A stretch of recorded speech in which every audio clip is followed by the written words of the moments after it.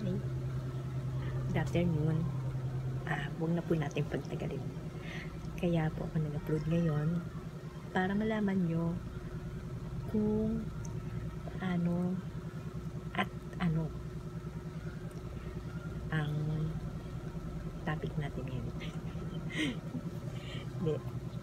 Kwento ko po kasi nabasa ko kanina about sa shark. So, ang isa palang resources ng pinanggagalingan ng vaccine para sa COVID ay ang mga shark. Yes, shark po.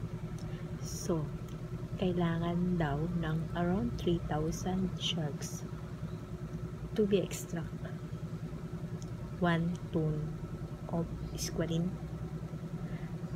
3,000 sharks, tapos isang tonelada na squalene. Paano kaya if the world population receive 1 dose of COVID-19 vaccine? So it will contain the liver oil around 250,000 shark needs na kailangan ay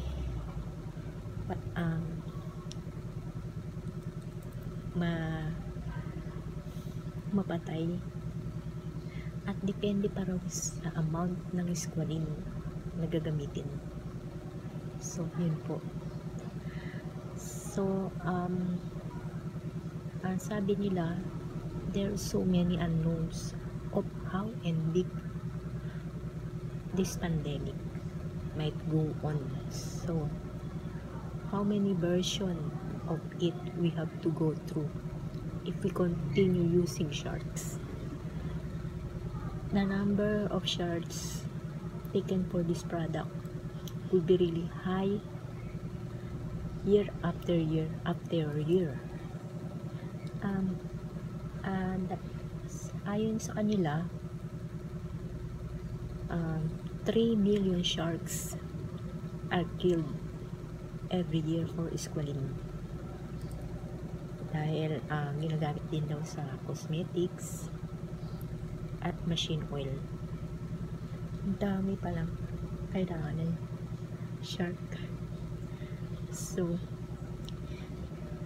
ano ba yan? Kakatakot, pero kailangan pala talagang buhayin ng mga shark. So, these are fears a sudden rise in demand for the liver oil could threaten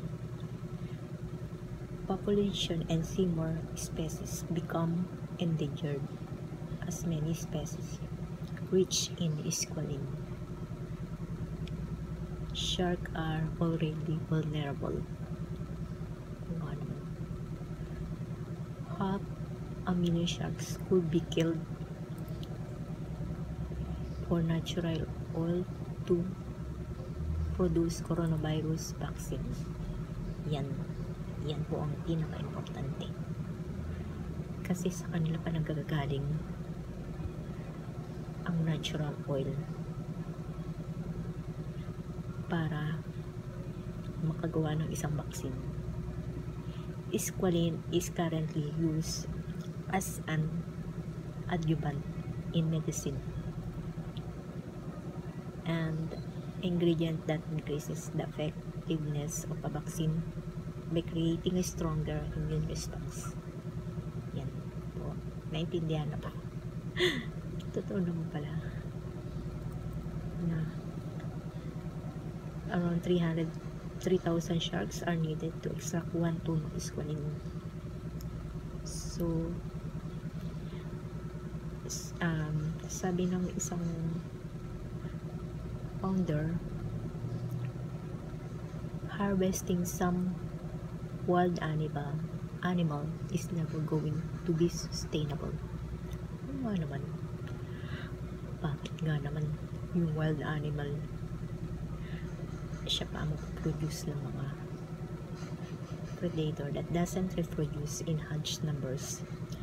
There are so many unknowns of how big and how long this pandemic If we continue using sharks, the number of sharks taken for this product could be really high year after year after year. So, yun nga po, ayun po yung mga sinabi nila. So, yun po ang mga bago nating kaalaman na sa shark pala nagagaling ang mga squalene. Okay. Yan po ang magpo-produce para po sa saan na nga ba tayo? Yan, sa vaccine or COVID-19 vaccine. They contain the liver oil. So, kailangan ng amount ng squalene ay may mayus. Okay, yun lang po. Thank you and have a nice day.